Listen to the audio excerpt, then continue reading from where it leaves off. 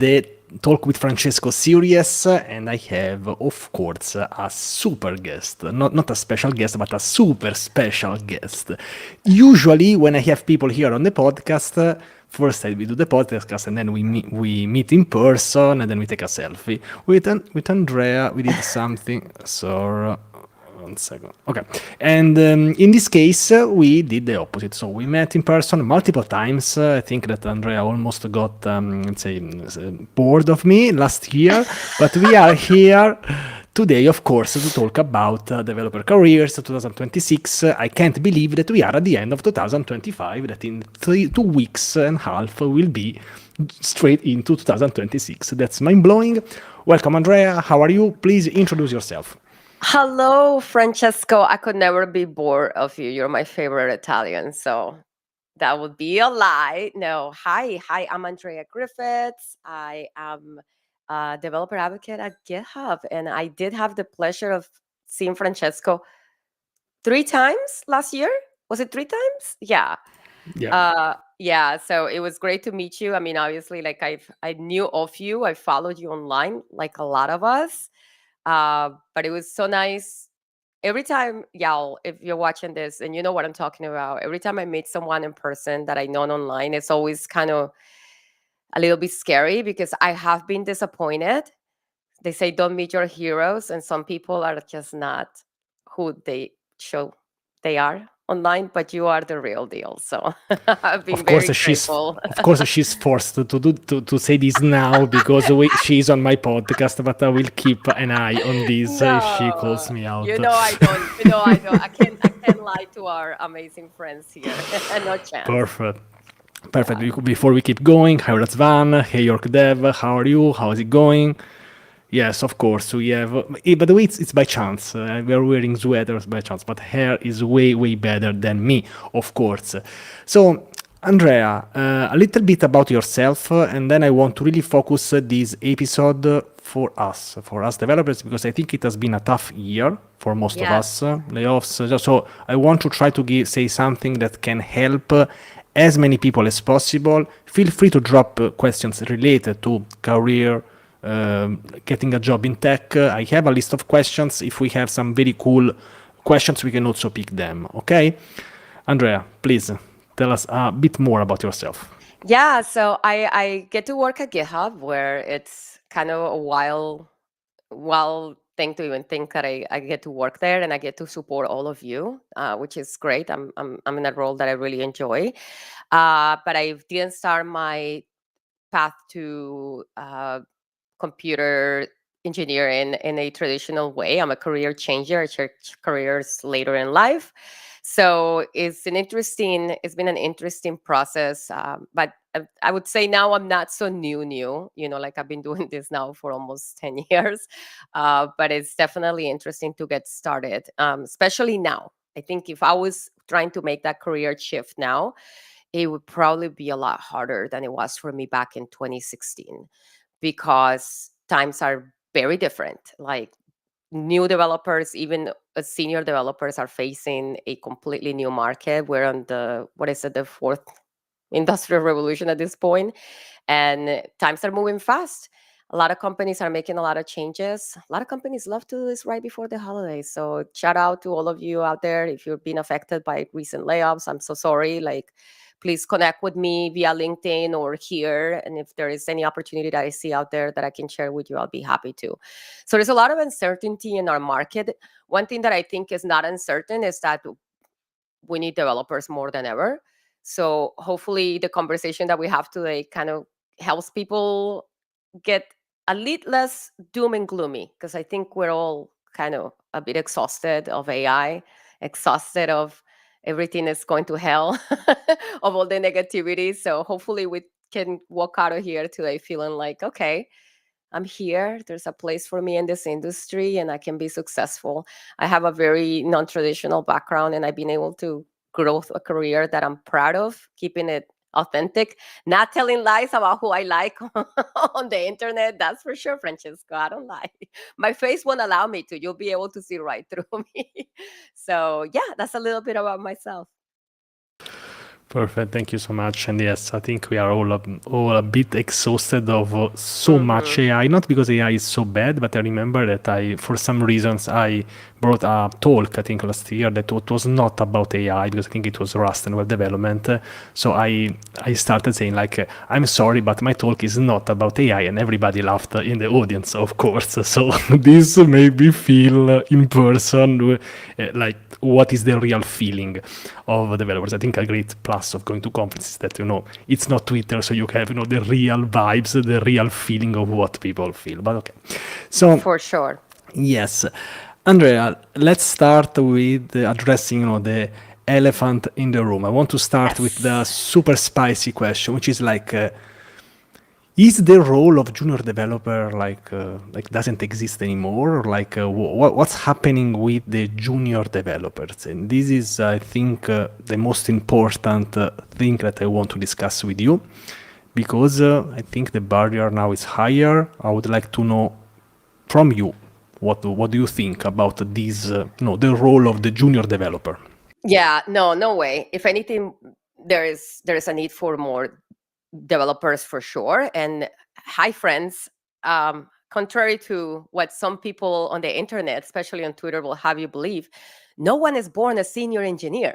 Like every single person had to start at some point as a junior. So I don't think the role is disappearing as much as it is going through a shape shifting moment, right? Like it's changing. Uh, the way that we're creating software now has changed. So that's obviously going to change that entry point for a lot of people, right? So, like, you remember your first things that you used to do when the first, from like Hello World, right? Like the first lines of code where you were like, wow, I made a machine do something, look at that. And it's like, great, you can write for a loop, right? But now there is a higher bar. AI, believe it or not, has raised the way that we have to think about what it means to be a junior developer. And so that old bar of like, okay, yeah, you're able to write code and you can sit down and hack it out and here's a page, like it's a bit irrelevant now because there is a lot of systems in place that made that entry point sort of table stakes. So now everybody can code and vibe code an app, basically, pretty much, we're using the right tools. The question is, can you debug that app? Can you put proper security measures in place in that app so that you're not losing your entire database of customers? If you're, like we've seen the horror stories play out on tech Twitter, on Reddit, of people that vibe coded things and then they're like, oh no. Or even catastrophic, where it's like you lose information, you expose people's information, or you're getting a $50,000 AWS bill because you exposed the key somewhere. So I think AI sort of raised the bar in what it means to be a junior developer, and that we're forced now to go into the field with a lot more context and thinking a lot more about, okay, this is not just the low entry point table stakes. Like I have to actually know why things work. I have to actually know how to debug them. And I have to think more as an architect and as a systems person. Like design systems are so important right now. Because again, anyone can go in and hop in one of the many, many, many tools that are out there to like just create a skeleton app. But if you want to create something that truly scales and something that's going to support a business, or you're going to go work for a business supporting their applications, like you need to actually know what you're doing. So it's morphing. I think it's shape shifted. um, AI can do a lot of things for us. It can create these beautiful scaffoldings. It can autocomplete. But again, it's not going to make those important decisions that really matter at the end, like the security, the architecture of the things that you're building.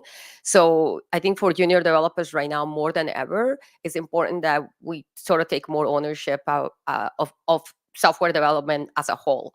It used to be that when you came in as a junior developer in a company, you were very pigeonholed, like, okay, you're the front end person, you're going to be focused on this part. And now, like, you really need to have a broader look, a bigger understanding of everything, a bigger understanding of what it means to the business, really. Things that we often don't think about because we're like, no, my job is to hack it out and write code, and that's what I do. But to be really successful now, you have to have sort of that eagle view and take all those things into consideration. So I don't think it's going to be a career that is expiring as much as it's a career that has changed a lot. And now you have to come into the field with a lot more skill and thinking more broadly than before. Like even internships, like interns are doing things now that before I came to GitHub the first time as an apprentice, and like I definitely did not have uh, even the opportunity to be as impactful as some of like our summer interns are doing things that are like going into production, changing the business. So it's an exciting time in a way, I think, for juniors, because you can be a lot more impactful, but it's also a harder time because you do have to come more prepared. Like you can, the time for learning the table stakes things is gotta be before you enter the market. Yes, thank you, Andrea. And I think that this visualizes all the, let's say, most of the problems that are actually in the tech ecosystem. So AI made basically everything easier and everything harder. So we are at the starting point again, because this is how it works, because it's an ecosystem. So if everybody can vibe code an app, then probably a person who knows how to code properly will still make a better app than you. We have sharper knives, but the chefs still cooks better than everyone else, because for them this is a job. Absolutely. Yes. So I think we found a solution, Andrea, which is we just use AI to have a whole green GitHub profile, and then we are done. We just get hired, right? No, What do you think Francesco. about this solution? No, Francesco, no. And honestly, and I say this from the bottom of my heart, like I don't take that into consideration. And I've been very lucky that I have some I've been able, I have friendships that I cultivated throughout the years with both recruiters that are recruiters who are non-technical at all, and they're just looking at like, okay, yeah, when they get thrown a profile of someone, they look at certain things. And then some recruiters who actually have a technical background and would know what they're looking at when they look at something like your contribution graph, right? And honestly, that is never told the entire story. I don't judge a person's capability by how many green squares. I mean, as a matter of fact, I might even judge you a little, but not in a good way. Like if you show me like something that is super like Pantone green all the way, I'll be like, wow, where is the rest of you? Like if this is all there is, like where is there more to the person? So I don't think it's never told a full story. It's told a story, but it's still a really unreliable story because people gamify it too. Like, they commit. I mean, yeah, and anyone can do something to commit. So there is a square in your contribution graph. Um, I look at more like real signals, like the meaningful contributions. And the pattern contribution is not always 100% code. And that's another thing that I think is also very misunderstood. Like, yes, it's great that I can see this brilliant project that you created and all this. Obviously, you were busy the month of December because that's when all your green squares are happening. Um, but then maybe you open source it, maybe you didn't, maybe you work in a team, maybe you didn't. I mean, looking at things like issue discussions, like the way that you're actually communicating the value of your project, how it's documented, what a readme of your project looks like, uh, how your code, like your commits, what is that conversation happening? Even when it's a solo project, like how are you yourself doing engineering best practices when you're approaching a project, even if it's just your own project? So I don't think it takes the whole story. I think I hate it. That I love it because it's such a cool thing. And listen, I'm a fan of the contribution graph. I got the mug to show it, to prove to prove it. I want But it. I don't think it tells the full story though. Honestly, I don't think the gold standard is quantity. It's quality. It should be value. Um, it's the same thing. Like if you see people that are online posting a ton of content, making a lot of tweets, and what are they really saying? They're saying nothing. So I don't judge that as a good bar to say this is a better engineer than the other. um, I think looking through the way that you review an APR gives me a gold mine of information. Are you giving thoughtful feedback? Is the interactions where like, and again, the way that you're documenting this is so important because it lets me know, like, if you're able to explain the way that you're designing something, you'll be able to explain it to the team. You'll be able to work with the team. If you're a person that's actually building in public and you're contributing to open source projects, like, you better believe it, I'm gonna go back and dig through those and take a look and see how those interactions happen. Especially if I'm in a position where I can give an opinion on what to hire, because that to me says more. Are you a part of a developer community? Like, how you interacting there, how you treating people there. So even as like PRs and your contributions, the merge PRs, like, still there is so many things that they don't fully show. But I think that there is a room for us to look at the contribution graph as a part of a person, but not the whole story. So um, I definitely don't judge the quality of someone's contributions just because it looks like they made the most. It's a sad thing that, it's the same story that in, please don't at me, the people that are like, oh, and they love to post pictures of like, it's 11 o'clock at night and everybody's still in the office. I'm like, holy crap, that tells me I never want to work for you.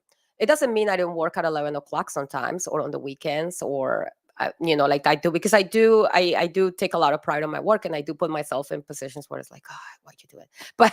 But that shouldn't be something that's glorified. And it doesn't tell the full picture of like the quality of person you are, both in engineering and in life. So yeah. Exactly. I'm definitely sleeping at 11 p.m., but then, of course, I still can do a lot of stuff. I can wake up early, but it's not something that should be glorified. I'm always a huge sustainer of sustainability.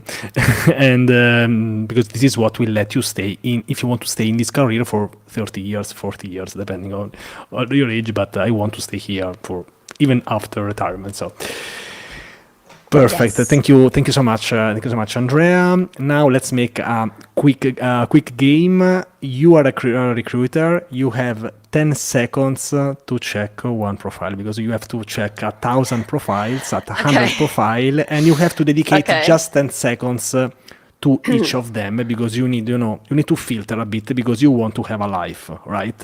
So what would you do? I think this information can help, to at least be sure that you are at least checking this. So what is the thing you will do, to say, the yes, no, the X factor thing in 10 seconds?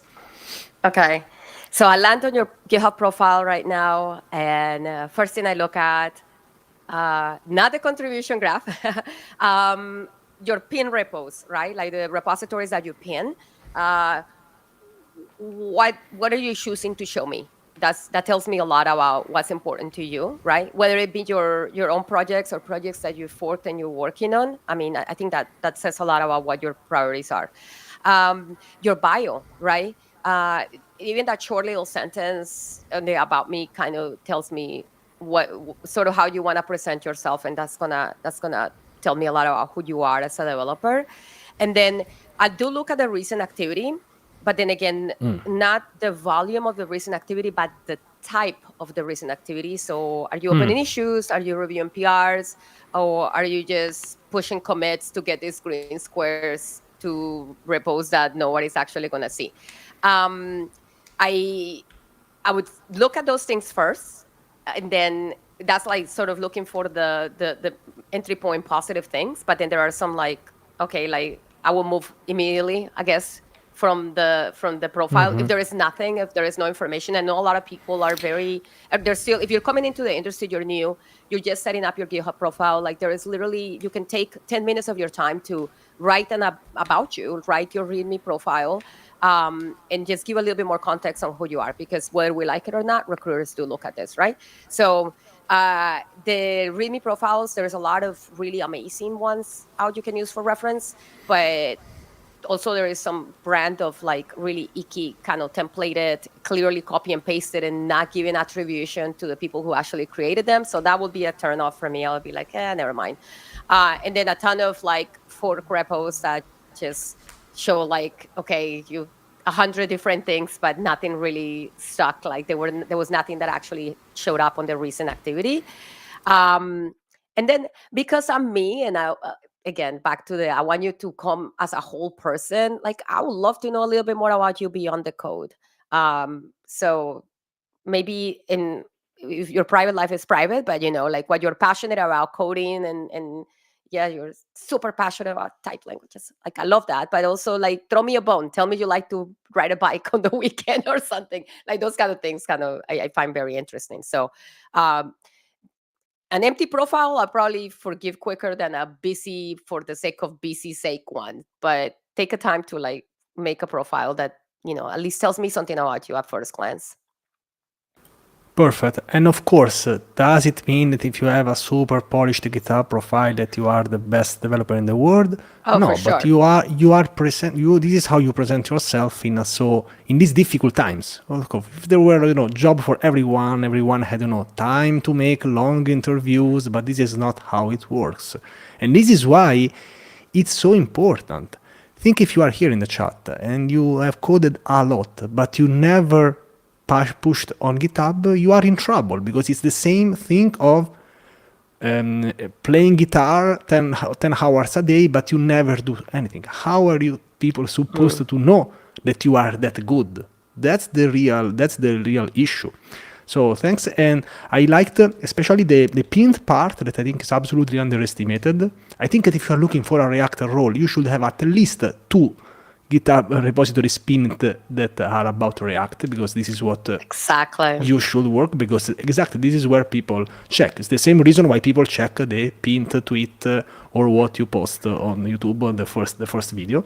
So the people check the pinned stuff because they don't have time maybe to check 100 repositories. And yes, and also I liked the fact not too many things. If you are an expert in everything, you are an expert in nothing. I remember my first CV was that long.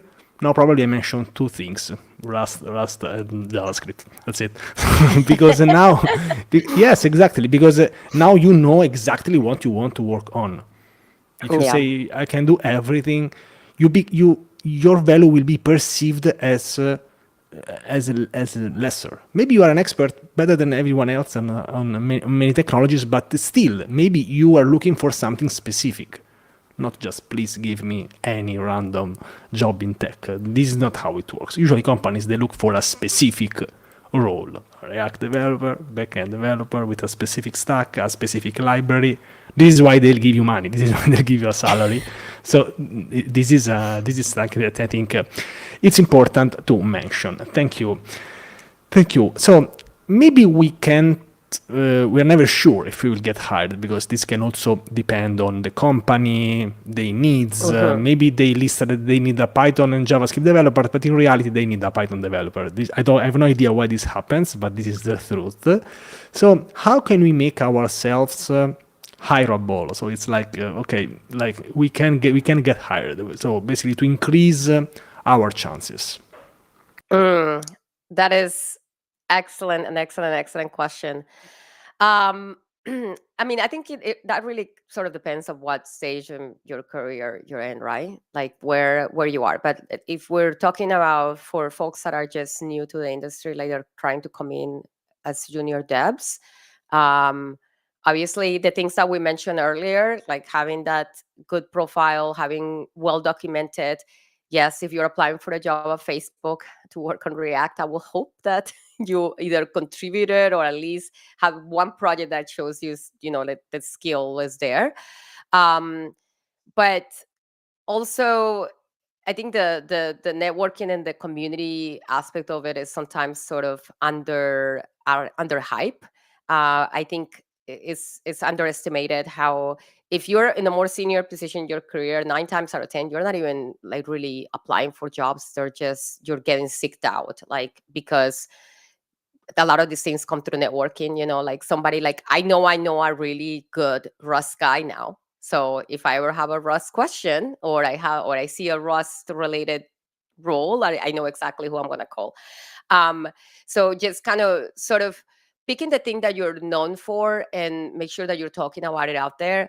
And one thing I think we also underestimate ourselves is how many people are actually like reading and looking and watching the things that you're doing.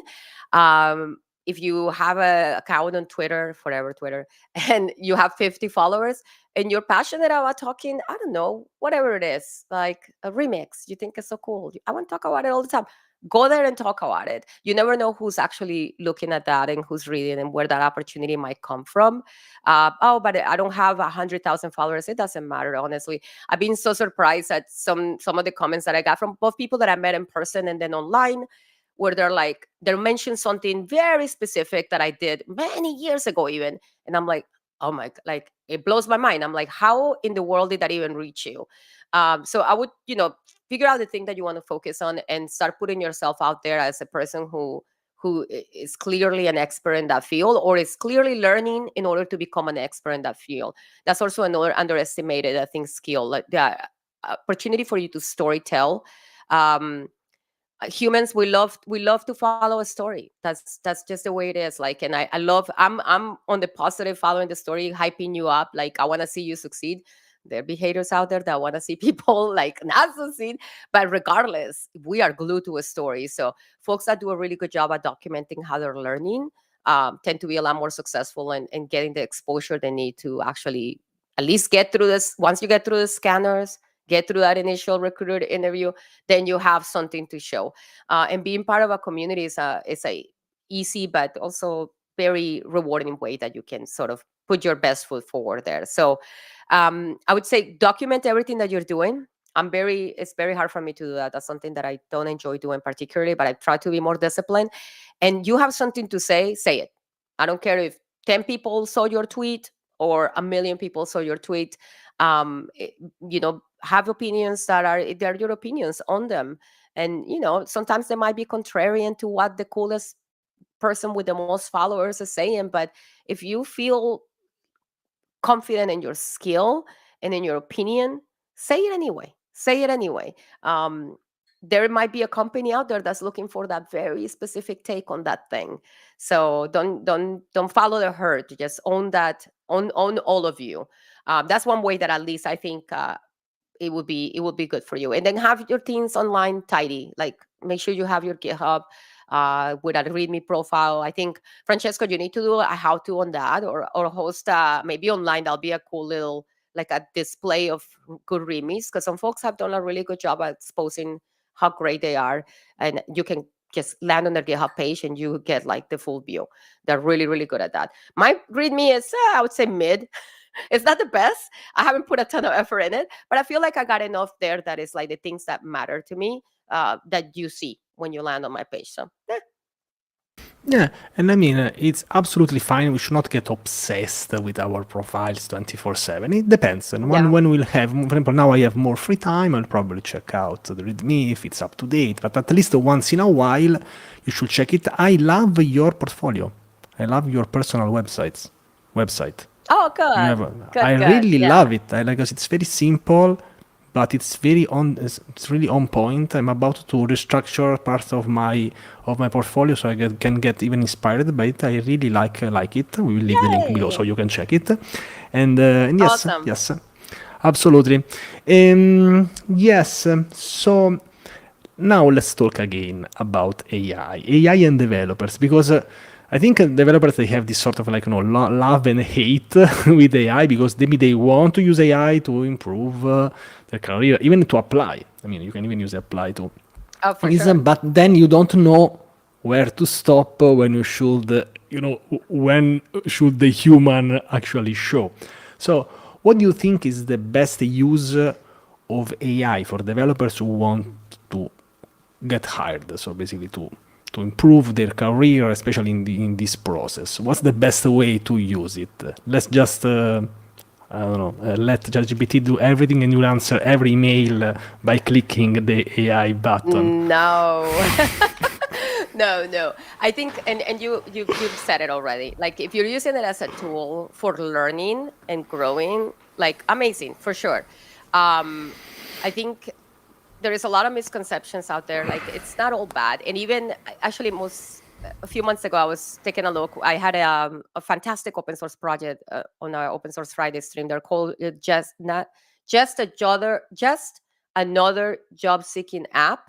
It's JAJA for short. I'm gonna find the link and share it with you, Francesco, so you can share it, because it's actually a phenomenal project. I'm sorry, let me mute this dog real quick. It's fine. Wilson. It's fine. I hope you're enjoying this live event with Andrea. Andrea is really Yeah, an I mean, amazing it's like person. you just this is how.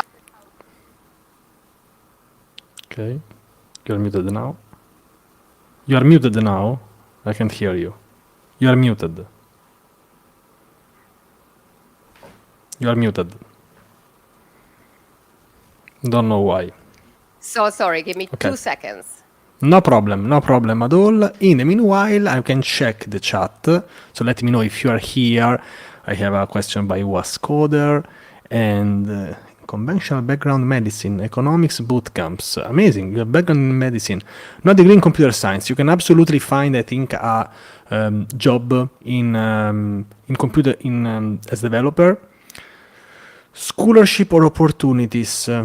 I don't know about a specific one, but for sure there are. I would really push in something that is related to my domain, because if you have a domain in medicine and economics, you can. I think I would push in that direction. So I'll put in that. I don't have a I am specific thing. Yeah, no so problem. sorry, Francesco. There was somebody standing right in front of my window. So he was not going to stop. He was like, "Hello, mom. Someone is trying to break into our house right now." Like somebody, they see me and I signal like I'm Okay. busy. I can't come to the door, and they're like tapping on the window. Okay. So, anyways, I'm sorry about that. But yes, let's resume. I'm trying to think of my train of thought.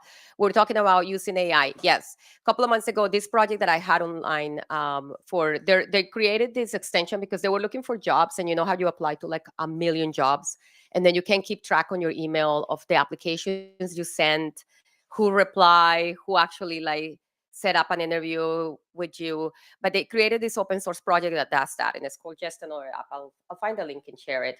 But the reason I thought about this, it's because while we were doing the show, we were looking through like the different roles that are open out there, and some of the roles are for companies that are basically AI companies, like Anthropic.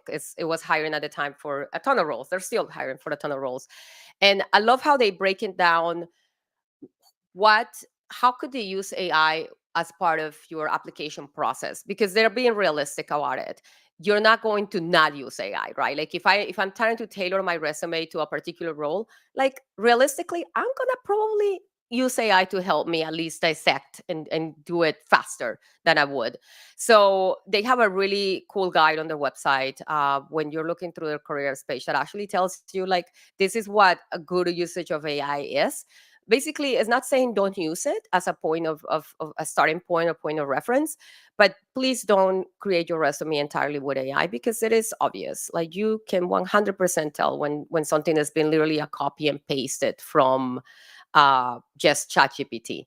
Uh, you know, I've seen things where people forget to remove the either the footer or the top, and then it's like it's painful, because I bet you actually maybe sometimes you even worked a lot on that, but then when it was time to send it, you just hit copy and paste, and there you go. Now I know that. Like I feel like it was less effort wasted. So I think there is ways for you to use AI in a way that is for your advantage.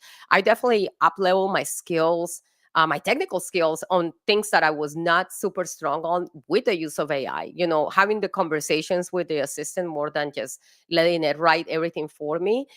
It's helped me level up in a lot of just things that were not my field, or a muscle that I wasn't flexing all the time. Like I don't do front end design. Like thank you for complimenting the website. Like my first iteration of the website was not great, because I'm not a front end person.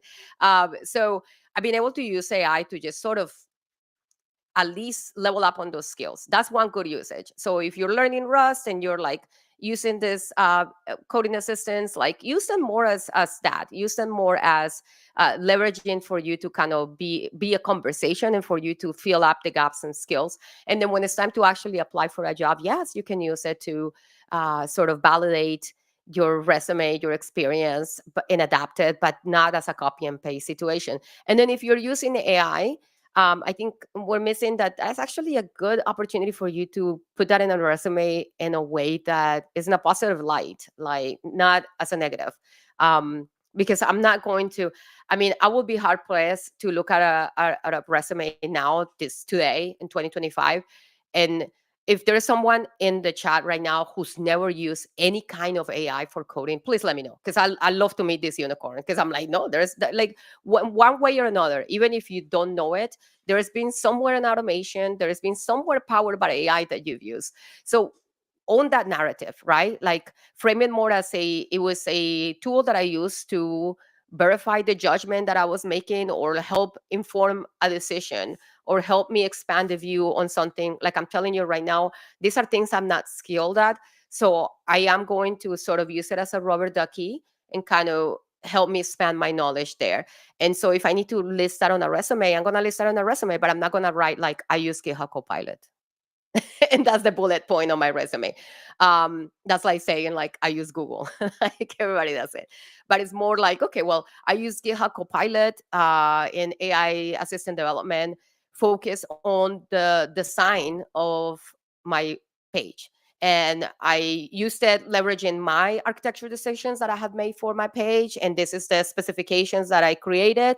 And using AI assistant development, I was able to, I don't know, cut the production time on X, Y, or Z.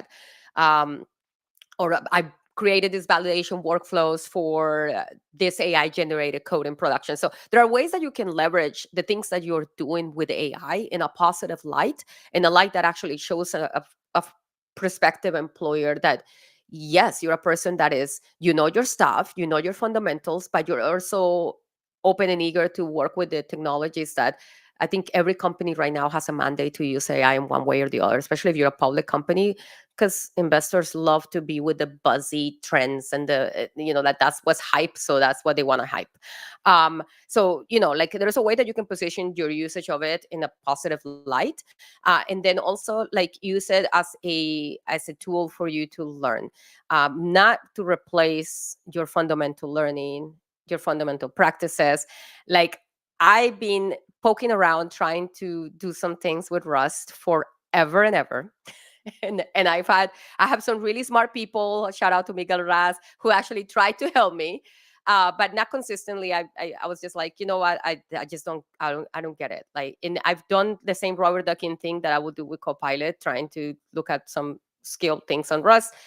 But I watched your bootcamp, and a lot more things clicked, because it was like actual dedicated time for learning. So yes, it's good to use it in a way that you're experimenting and kind of stretching yourself out there, lean into that AI, because it's always there. That's when you have time, and I can quickly have a conversation about like review this diagram and tell me how I could do this better. Or I do a lot of security things with AI too, but with params that I've collected with my own specifications of what I know to be good security practices. Then I feed that into it and say, okay, review this and tell me where there are holes. What could I do better? How can I improve this? And it's just a way to leverage in it, not replacing, of course, the fact that I needed to have that CCSK. I needed to know those fundamentals in order to know what I'm asking. Same thing with learning Rust. I'm like, oh, I finally got a lot more just by actually watching an educational thing. But now moving forward, like I can actually apply those learnings into the way that I'm using the tools. So I wouldn't shy away from using it and experimenting and using it to grow. But please don't forget the fundamentals are so important. And I think the persons that are coming into the industry that have that solid understanding of fundamentals, and also the flexibility and eagerness to use the tools, are the ones that are going to succeed long term. Yeah, I've been saying fundamentals are fundamental, I think, for the last 20 years, and the more the year they pass, the more it becomes more important. By the way, I'm not crying tears of joy, but I have something in my eye. I'm sorry, Andrea, but I don't know. Maybe I stared at my screen for too long, so I'm not. It's not crying tears of joy for what you said. Yes, thank you. I would like you to try to say something specific about GitHub, because of course you work there as a developer advocate. Is there anything like in GitHub that can help you?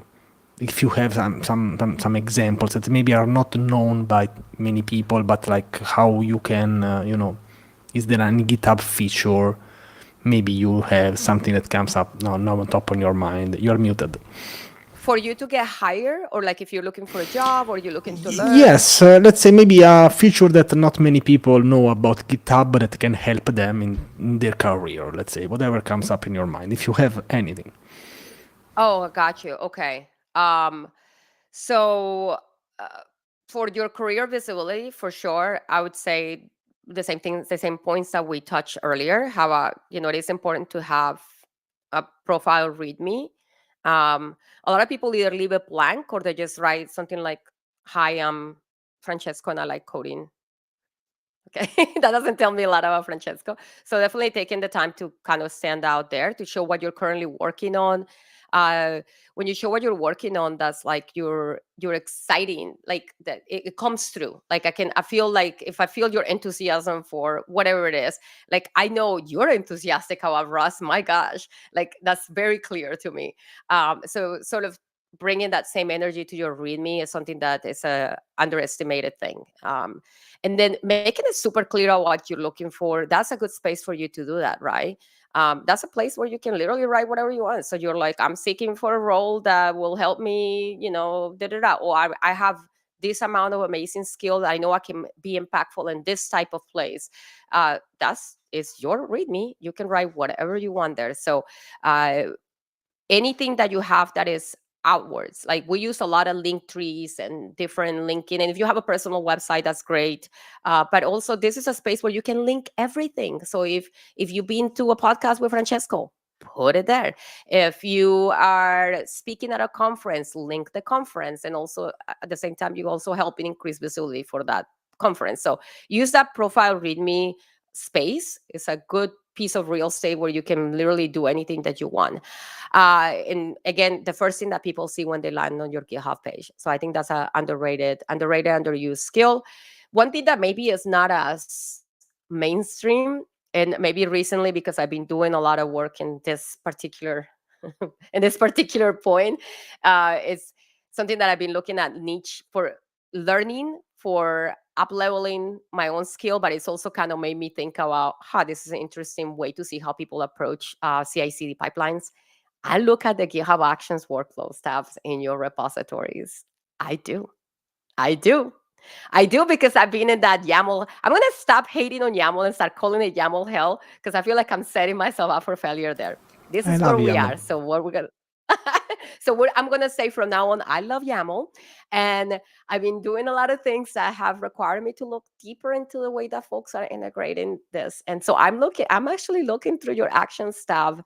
And it does kind of make me think about a different angle of looking at how you think about quality, how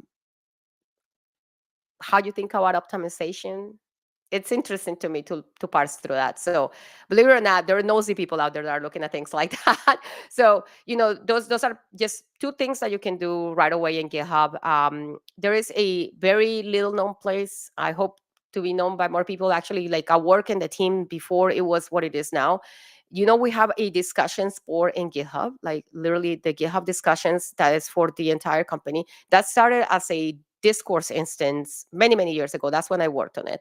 But it's now integrated part of the platform. So if you are thinking, hey, you know what, I want to go learn something new, or I want to knowledge share, or I want to have a conversation about a GitHub feature, go have it in public.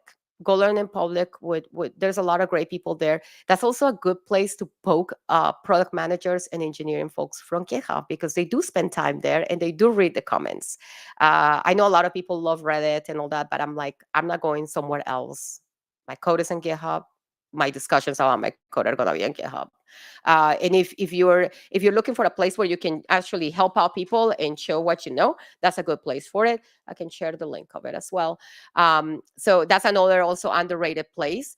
I know people that got in jobs because they have like they apply for companies, maybe about a specific part of, I don't know, GitHub as a platform, or maybe about a specific maybe feature, or and under like this. If I'm looking for someone to come and optimize my CI/CD pipelines, like I'm gonna look at your actions on your own on your own projects. Be But careful. also I might look at I'm also gonna look at your discussions and see if you have had these conversations in the open. And I'm sharing the links with you now on the private site. That's the link for the discussions.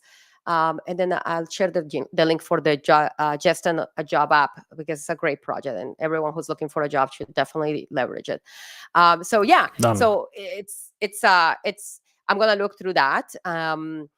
It, Everything that you're doing in the open, it tells me a lot more about how you're gonna work in my team, and that's maybe an underrated type of thing. And honestly, there is a lot of spaces now for you to kind of voice opinions, and I would recommend keeping them in there as well, because there is it's one less place that your recruiter has to go find.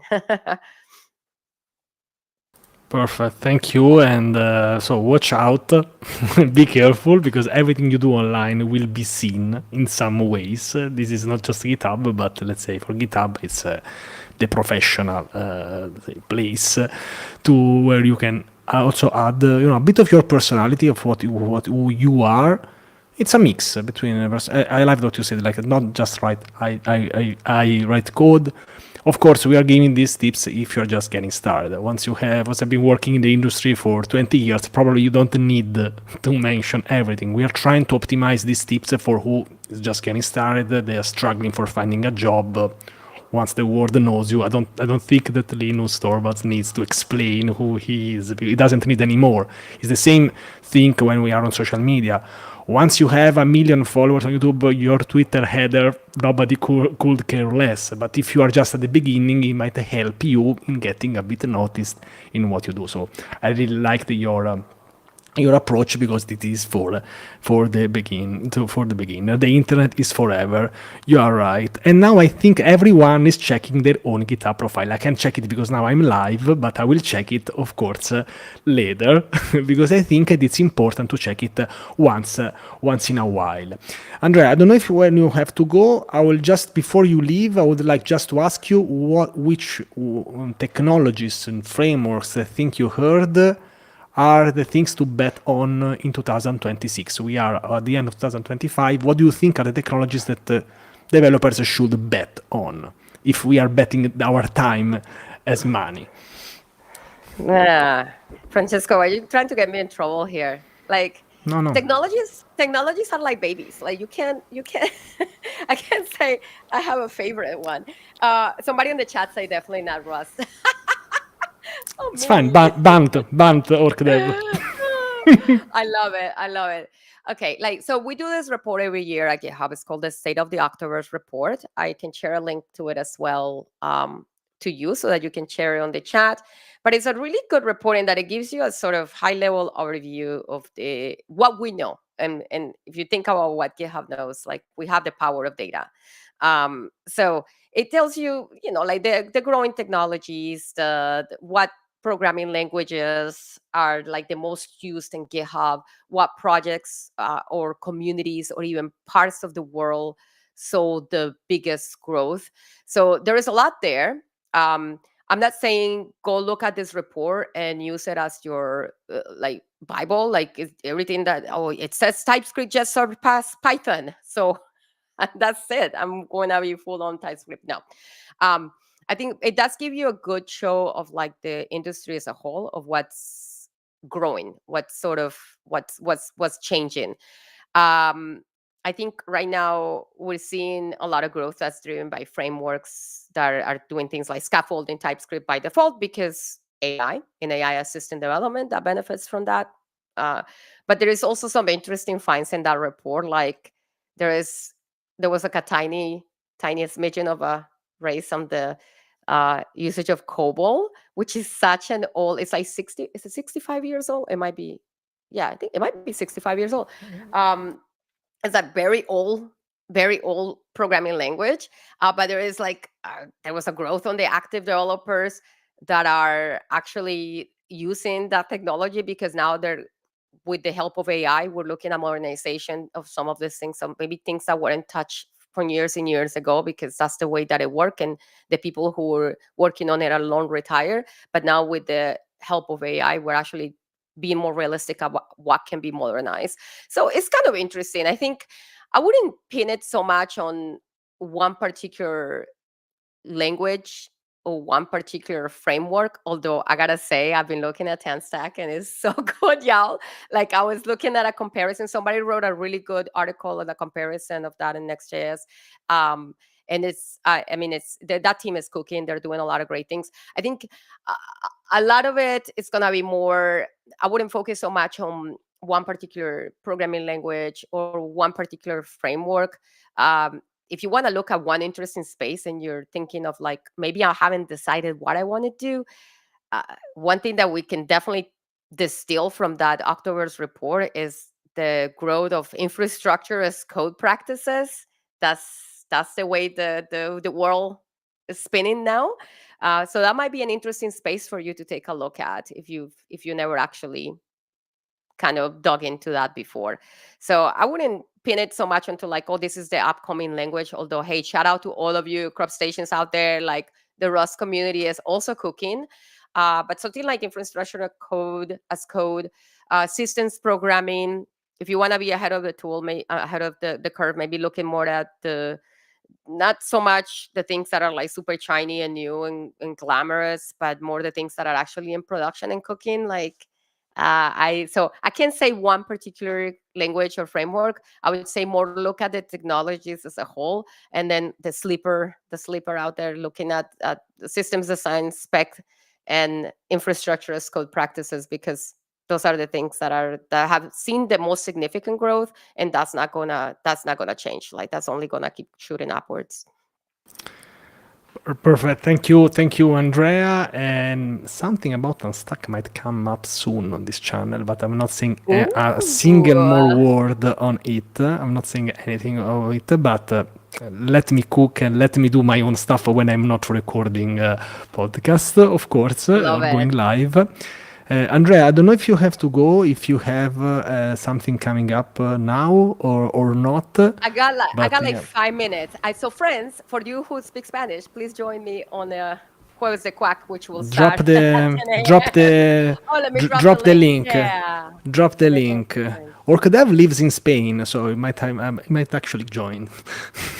Yeah. Oh, yeah. Yeah, There you go. I mean, you can practice your Spanish, and I don't know if you have a big Italian probably. following. Italian and Spanish is very similar. Well, there Let's is this say. stereotype that Italians can understand Spanish, and it's quite true. Like I never studied Spanish, but I still can understand 75% of the Spanish. So sort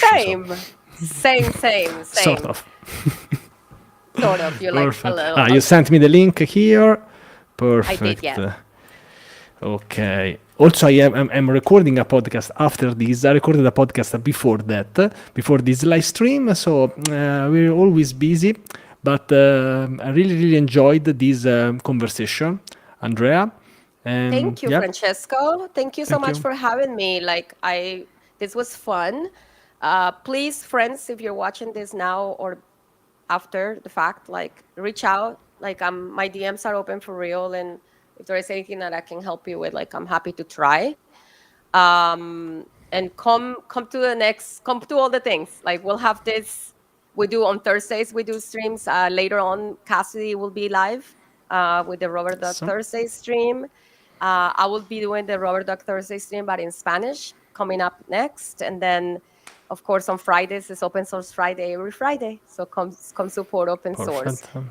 Perfect. And thank you so much, of course, for inviting Oh, me. I think two and times. Yeah. No, yes, please. Oh, and please read this thing that I'm writing so that I keep writing it because I wanted to do something absolutely. that was that could be fully opinionated and not have um, to go through the layers of things that have to you friends. I mean, I'm sure you know. You wouldn't believe the amount of layers of things have to go through before they're hit the public when you work for a company. So I'm writing my own newsletter now, and I'd love for all of you to give it a look and give me some feedback on Perfect. it. That would be great. Perfect. We will leave the links. And Andrea, thanks again for being here.